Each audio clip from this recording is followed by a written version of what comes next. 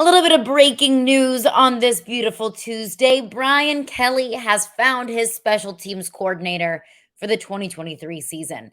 Everything that you need to know about the new hire, what this means for 2023, what this means for the coaching staff moving forward, all of that plus so much more on today's edition of Locked on LSU.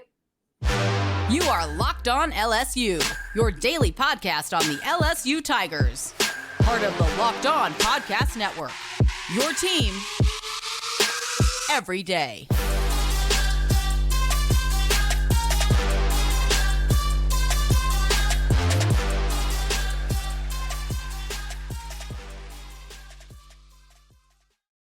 Well, thank you for making Locked on LSU your first listen every day. We are free and available wherever you get your podcasts. Plus, you can find us on YouTube as well. Just search Locked on LSU in the search bar and hit the like button, comment, subscribe, all that fun stuff. Interact with the podcast. Appreciate y'all for being here and for making Locked on LSU your first listen every day. My name is Caroline Fenton, and I'm your host. As I am every day, you can follow me on Twitter at Caroline Fenton1. So some news that came out on Tuesday. Brian Kelly has found his special teams coordinator moving forward. John Jancek will be the new special teams coordinator for LSU. John Jancek spent this past year as a defensive analyst, helping out Matt House on the defense this past year. He was a senior defensive analyst under Matt House. There's two sides to this because John Jancek will be serving as the special teams coordinator. He also will be serving as the outside linebackers coach. Matt House had kind of expressed a need for a pass rush specialist, especially considering some of the overhaul that position is going to be going through from 2022 to 2023. Of course, losing BJ Ojulari, losing your go-to pass rush specialist moving forward, it's going to be a change. And it's going to be difficult as teams go through every single year, losing some of their core talent and core pieces and leadership. But Matt House identified a need for an outside linebacker pass rush specialist. John Jancek will fill that role as well. With that being said, I want to highlight the special teams side of things, and then I'll get into the pass rush specialist defensive side of things. So when I first saw that Brian Kelly made this hire, of course, obviously the first thing that I did was do a little bit of a deep dive. And John Jancek has no true special teams experience. He's got an incredibly long resume, including a GA under Brian Kelly at Grand Valley State after playing for Brian Kelly at Grand Valley State in the late 80s. He bounced around from a bunch of different schools as D coordinators, D line coaches. He was at Georgia for the longest time as a linebackers coach, co-defensive coordinators, went to Cincinnati as the DC, had a stint in Tennessee as the defensive coordinator under Butch Jones. So went from Cincinnati under Butch Jones to Tennessee under Butch Jones, went to South Florida, Kentucky, Colorado State. He was a defensive quality analyst back at Georgia after his defensive coordinator stint at Colorado, went back to Georgia as a defensive quality analyst, and then again spent this past season at LSU. So just reading that out, you see the long resume that John Jancek has. He's been in college football for the last 30, 35 years. But in that period of 30 to 35 years, John Jancek has never been a special teams coordinator. He was not a special teams contributor throughout his time as a player. So I asked myself, when the special teams was in such disarray last year, like I can't even put into words how bad it was last year, how it cost LSU games. And maybe it didn't even cost them games, but it definitely made things much more difficult for them in times when things were already difficult enough. I thought, how can you go from that and acknowledging how special teams was a problem by moving Brian Polian into a fully off-field role? How can you move on from that and try and, move forward from the special teams last year and replace that position with a coach that doesn't have any special teams experience? You'd think that you'd go from that last year and go on and say, okay, we're going to get a guy that's, a career special teams guy. We're going to go out of our inner circle. We're going to find somebody who we think fills this role the best that they possibly can. And maybe Brian Kelly does believe that. I hope he believes that he believes that John Jancek is the best possible candidate for this job. But I was confused because he's never done it before. I mean, I think that there's a certain bit of truth to A coach is a coach. Football guy is a football guy. You put whatever position in front of him and they'll be able to adequately and appropriately coach that position. We see it all the time in college, in the NFL. You could bounce around. You could be a running backs coach and then a tight ends coach and then a quarterbacks coach, then an offensive line coach and a linebackers coach. We see that all the time, internal shakeup within coaching and within coaching staffs. But I just look at the special teams unit and I thought it was something that could deserve a little bit of TLC.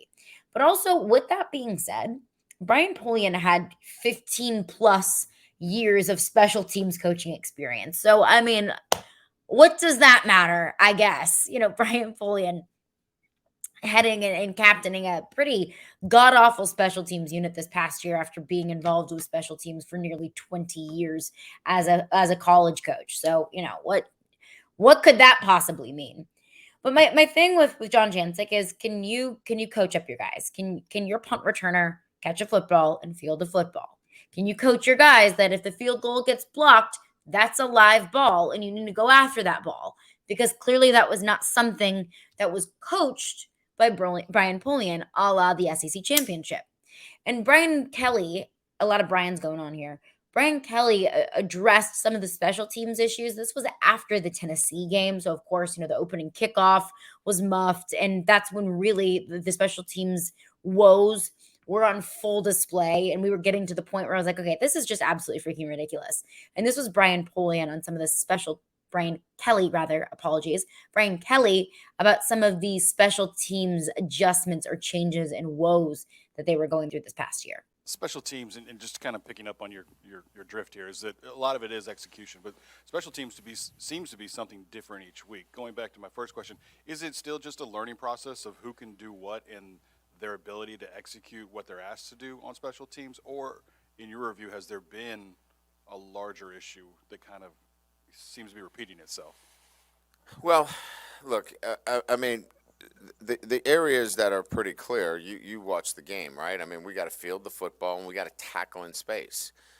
Those are, clearly areas that we have to be able to, get guys to perform at that level. And so do we need to spend more time individually on things? Do we need to demand more from the individuals that are actually out there? There isn't like a whole group of other guys that are ready to play. I mean, we're playing front line. We got our starting linebackers on our punt routine, and we've got one of our best receivers returning, kickoff. So it's not like, we've got the JV team out there. These are our best guys, and we just have to stick with it and work at getting better. So to answer Michael Cobble, shouts Michael Cobble for that question. To answer the question that he asked, it's the latter.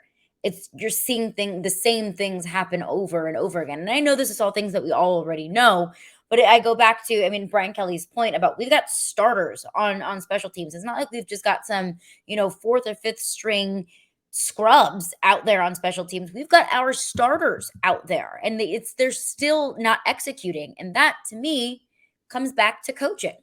So now that John Jancek has been named special teams coordinator, that's what comes next is how can you coach up this special teams unit to no longer be a liability for this football team?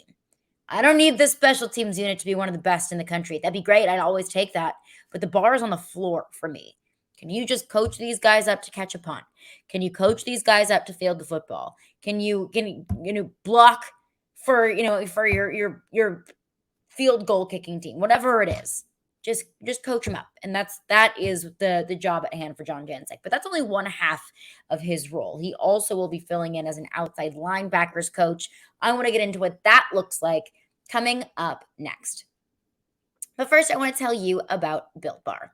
So we just got through Mardi Gras. We got through the holidays. So maybe you're telling yourself, hey, I'm going to cut down on the sweets a little bit. I'm going to give up sweets for Lent. I'm going to give up sugar for Lent. But then you start to get the cravings that jump in. You might feel like a candy bar. You might feel like reaching for a dessert. But you don't have to break your Lenten promise. And you don't have to sacrifice taste for health. Because with Built Bar, healthy is actually tasty. I mean, they're so delicious that you won't even think that they're good for you. They're perfect for your New Year's resolution of eating healthy or maybe for your Lenten promise. And what makes them so good is that they're covered in 100% real chocolate. And they come in unbelievable flavors that taste like candy bars or your favorite desserts, maybe like churros or my favorite peanut butter brownie. They've got coconut almond that are so delicious. And I don't know how they do it, but they actually taste like a candy bar while maintaining amazing macros. I know sometimes you might have some protein bars that are advertised to be a certain flavor, but it really doesn't taste like that. That's not the case with Built Bar. And they're only 130 calories and 4 grams of sugar with a whopping 17 grams of protein. So these will keep you full for hours, and you don't have to sacrifice calories doing it.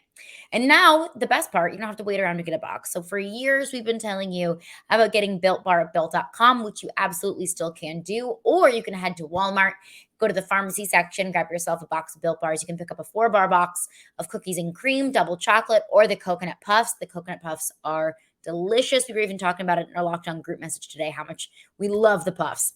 Or you can go to Sam's Club if Walmart isn't close to you. You can go in and grab a 13-bar box with the best flavors, brownie batter and churro. So delicious and good for you. You can thank me later. Well, thanks again for making Locked On LSU your first listen every day. So make sure you check out our brand new podcast, Locked On College Basketball. You get everything that you need to know about college basketball all in one place. Plus, you can hear from big name experts, insiders, coaches, and players. Everything you need on Locked On College Basketball, available on YouTube and wherever you get your podcasts. So John Jancek has been named the LSU special teams coordinator. Again, he was with LSU this past season. Brian Kelly brought him in the 2022 season to be a senior defensive analyst under Matt House. He will now be elevated to special teams coordinator, and he also will be serving as the outside linebackers coach. As I addressed last segment, Matt House identified a need for a pass rush specialist, and that's exactly what John Jancek will do. So I just I'm not going to say concerned. I was speculating on John Jancek's history or experience coaching special teams, considering he doesn't have any, at least from my researcher. And I'm sure, he has his own experience in smaller capacities, whether that's, contributing to special teams in practice or whatever it might be, but he has no true special teams coordinating experience. But as an outside linebackers coach, as a pass rushing coach, as a defensive coach, John Jancek has about, as good of a resume as anybody, or as long as of a resume as anybody. Because John Jancek, ever since his coaching career began in 1992, after his GA year at Grand Valley State, again, that was with Brian Kelly, he was a defensive coach. Defensive coordinator at Wayne State, defensive coordinator at Hillsdale. Honestly, whatever the heck that is. I don't even heard those places. No disrespect to Hillsdale. Defensive coordinator again at Grand Valley State, D-line coach, linebackers coach at Georgia, defensive coordinator at Cincinnati, defensive coordinator at Tennessee, safeties coach at South Florida, a defensive coordinator at Colorado State, defensive quality control analyst at Georgia. He is a defensive guy.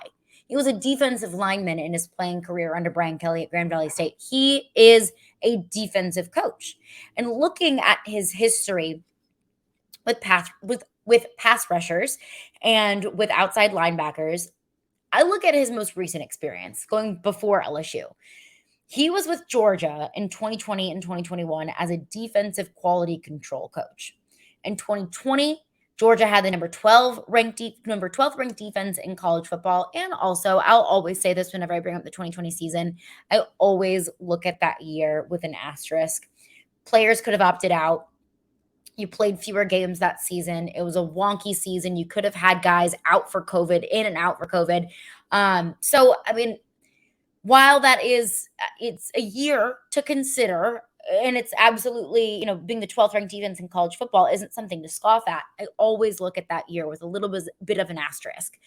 I don't know. I'm not an expert of the Georgia team in 2020. I can only imagine there was probably a handful of defensive players that either opted out, ineligible due to COVID, so on and so forth. And some of those games, you can think about how much higher they'd be ranked if they were at full strength. But you throw that away. 2021, obviously, we are all more than well aware of what Georgia's defense was in 2021. And most notably, what Georgia's defensive front was like in 2021. On the defensive line and the pass rushers, I mean, these were the guys that John Jancek was working with at Georgia in 2021. You have Nolan Smith and Nakobe Dean. Nakobe Dean was the Buckus Award winner, 83rd overall pick in the 2022 NFL Draft. Quay Walker, who was a first-round pick. You had Trayvon Walker, who was obviously the first overall pick in the 2022 draft. Jordan Davis, who was the 13th overall pick in the 2022 draft. Jalen Carter, who's projected to be a first-round pick, probably top 15, maybe even top 10 pick in this year's draft. So you're looking at the guys that he's working with. Some of the best defensive talent in the country. Now, he was a defensive quality control analyst. How much involvement did he really have in the day-to-day coaching of these guys? How much involvement did he really have in the development of some of these players? I don't know the answer to that. I really don't. That's a question for him. That's a question for Kirby Smart. But that is pretty darn great experience. That if I see that you worked with the 2021 Georgia defense, I'm probably going to be pretty impressed by it. Like if you tell me that you worked with the 2022 Tennessee offense, I'll probably be pretty impressed by it. If you tell me that you worked with the 2019 LSU offense, I'll probably be pretty impressed by it, no matter what capacity that role may have been in. So that's at least his most recent experience. And we can go back all the way back to like the early 90s and some of the teams that John Jancek has played a role into. I just think it's most notable to take his most recent experience, and especially considering that it's with one of the best defensive units that we've probably ever seen, at least I know I have ever seen in my lifetime. And, looking at what he's going to be working with as a linebackers coach, he really has a fun slate to play with. Because you look at one thing that's for certain, and he's going to be working with one of the best defensive players in college football, if not the best defensive player in college football, in Harold Perkins. And then you're going to be working with a whole lot of players that have a whole lot of experience and have proven themselves, but are new to LSU, and trying to help Matt House figure out how pieces like Omar Spates or Ovia Gufo or Braden Swinson, how those three transfer portal players who are pass rushers, outside linebackers, how those players fit into this defensive scheme that Matt House has kind of created at LSU. That's a fun, creative job to be able to take some veteran pieces that are already polished college football players and kind of implement them into the system. And then on top of all of that, working with one of the best players in the country, getting to be creative with some experienced players, he also gets to develop a really young and really talented player in Dashawn Womack. He's one of the top defensive recruits in the country coming in the 2023 class. He is one that when I talked to John Garcia Jr., of course, Locked On's go-to guy for all things recruiting, he says if I could pick anybody out from the 2023 class to be an immediate starter or to be an immediate contributor, it's Dashawn Womack. That's not to say that there's other guys in this 2023 class that won't be able to contribute right away, but that's just one that he looks at to say, yep, like that's a guy that is ready to compete in college football right now. So John Jancek has wonderful pieces to work with. He has an outstanding defensive mind to work alongside of, and that's Matt House. And I think that's a coach that has absolutely proven himself among LSU players, at least in year one. So I'm excited to see what John Jancek is able to do with that linebacking core. But coming up next, I mentioned one speculation of mine, or maybe one concern of mine, is John Jancek's lack of special teams coaching experience.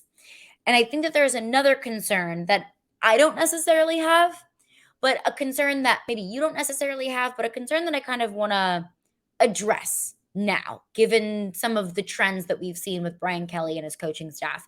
And I want to get into that coming up next. So we now have, at least at this point, a full year, basically, for a full calendar year and then some, full calendar year and some change of the Brian Kelly era at LSU. And I think we now have seen Brian Kelly hire enough coaches that we have a good enough sample size to make an assessment of Brian Kelly's style of acquiring coaches. One critique that I see a lot of coaches at any level, college level, NFL, so on and so forth, is that sometimes coaches shoot themselves in the foot for being too loyal. That sometimes coaches bring in their own guys and their own friends and they don't move on from those guys, or they put the team in a bad position because they're so loyal to their guys, to their friends, that that's a sword that they're willing to fall on. And that's a quality of loyalty that I can appreciate in a certain coach. But overall, always my football philosophy is do what's best for the team. And loyalty, be damned. Do what is best for the football team. And that's one thing that I don't know if this is even a thought that came across your mind, but it is a thought that came across mine. And that is Brian Kelly too loyal to bringing in his friends? And I think that's kind of like a fair assumption that you could make. You could look at, bringing in Mike Denbrock. That's one of his former Notre Dame guys. You could look at Brian Polian, one of his Notre Dame guys. And you could also look at the promotion of John Jancek, first in bringing in John Jancek as a defensive analyst this past year, now promoting John Jancek to special teams coordinator, even when he doesn't have special teams experience. You could look at it and say, well, is Brian Kelly just promoting his buddies? It was something I was on Tiger Rag Radio a couple weeks ago, and we were talking about Brian Polian being moved into exclusively an off-field role, moving into that kind of, GM kind of role. And one of the hosts asked me, like, don't you think that's just a made-up role so he can keep one of his buddies on staff? And I don't think that that's the case. I think that a GM-esque role is something that is going to be more common in college football, considering the changing landscape and how much responsibility is on the head coach and the coaching staff, recruiting, NIL, keeping your own players in the locker room, and then, oh yeah, also like you're coaching a football team. So I understand where that's coming from, where the idea of keeping Brian Polian on staff just because he's one of his buddies. But I kind of want to defend Brian Kelly from that accusation there, because yes, he's retaining Brian Polian on staff, but I think it's because it's what he's good at. I mean, LSU has the top transfer portal class in the country. They have a top 10 recruiting class in the country. And Brian Polian is a really big part of that. He's a recruiting coordinator. He's in front of these kids and their families and on the phone with them and going cross country and visiting these high schools and homes. Brian Polian's a really big part of that. So one, I think that he deserved it. And also two, Brian Polian is Brian Kelly's buddy. Like, they've been coaches for forever. Brian Polian was his guy at Notre Dame. It was the only coach that he retained from the Notre Dame coaching staff and brought him to LSU. But after 1 year, that was enough of a sample size for Brian Kelly to see his special teams unit isn't very good. It's not being coached very well, and we need to move on from it. That could be a really difficult move if you were overly loyal to your friends. But if you're doing what's best for the football team, you move on from that special teams coordinator. I don't care how long you've been coaching with them. And of course, I know Brian Polian is still in the building, but he didn't do anything to lose his job as a recruiting coordinator. I think after year one, he probably did enough to deserve a promotion. So kind of have to give him a little bit of credit there. And another thing, it's really easy to look at Polian, Denbrock, and now John Jancek and say, oh, Brian Kelly is just hiring all of his friends. But are we not going to acknowledge some of the coaches that Brian Kelly brought in that he has no coaching history with? Matt House never coached at Notre Dame. I do think that Brian Kelly and Matt House had a relationship before this. The coaching world is so small. Every coach knows every coach. We're not going to at least acknowledge that Matt House was never at Notre Dame. He was never at Grand Valley State with Brian Kelly. He didn't play for Brian Kelly at Grand Valley State, how he may be looking at John Jancek in that kind of light. Matt House is just a really talented defensive mind, and that's why he was brought in there. That's why he was brought into LSU. We've seen that he's a very talented defensive mind. Continued to prove it to me over year, but he proved it to me in year one. Look at Robert Steeples. Talk about Brian Polian being a solid recruiter. Robert Steeples has been a fabulous recruiter for LSU in these past two recruiting cycles. Robert Steeples was given a jumbled up mess of pieces from across college football. Not some disrespect to those defensive backs that transferred into LSU this past season, but he was basically given a bunch of different pieces that didn't quite fit together and was given the task of go out and make something of this. Here's corners from all across college football. Go make it work. And he did. Robert Steeples came from a high school in St. Louis, Missouri. He didn't play for Brian Kelly. He didn't work under Brian Kelly. He doesn't have any Brian Kelly connections. So with every quote unquote Brian Kelly guy that we can look at and say, oh, just a Brian Kelly buddy, let's also acknowledge that there's a whole lot of guys that don't have any history with Brian Kelly. Let's also acknowledge that it would have been really easy for Brian Kelly to just completely clean house from top to bottom. Training staff, recruiting staff, analysts, so on and so forth. He did, honestly, he did a good bit. He held on to Brad Davis because he understood how important Brad Davis was to this football team. He held on to a lot of the members of the LSU recruiting staff because he understood how important it was to have people with a firm grasp on the pulse of the state of Louisiana, something that Brian Kelly hadn't had yet. He understood how important those relationships were. Have to give him credit for that. I absolutely will critique Brian Kelly whenever I feel like a critique is due. Whenever I'm a little bit, skeptical of some of the moves that he will make or has made or will make in the future. I'm not very skeptical about this one. I texted a good friend of mine who's a defensive coordinator in college football, has been a coach in college football for the longest time, has a very well-respected resume. And I asked him, what do you make of this hire? What do you think about him? He said, I'll be fine. I trust him. And if you knew who it was, you'd probably trust him too. So while I remain skeptical of not having special teams experience, I go back to, Brian Kelly had all the special teams experience. Brian Polian, had all the special teams experience in the world. We saw how that worked out. So I am going to let them tell me how I should feel about these moves. I'll let John Jancek tell me how I should feel about him about being the special teams coordinator. And I think that's the fairest way to approach it. But a fun little breaking news Tuesday. Finally got the special teams guy in there. We are moving on from the Brian Polian special teams coordinator days. And I'm so happy that those are behind us. But that's going to do it for me today. Thank you for making Locked on LSU your first listen today. For your second listen, check out our brand new podcast, Locked on College Basketball. Experts Isaac Shade and Andy Patton, love those guys. They bring you everything that you need to know on and off the court. Plus, you can hear from big name experts, coaches, and players throughout the basketball landscape. Locked on College Basketball, available on YouTube and wherever you get your podcasts.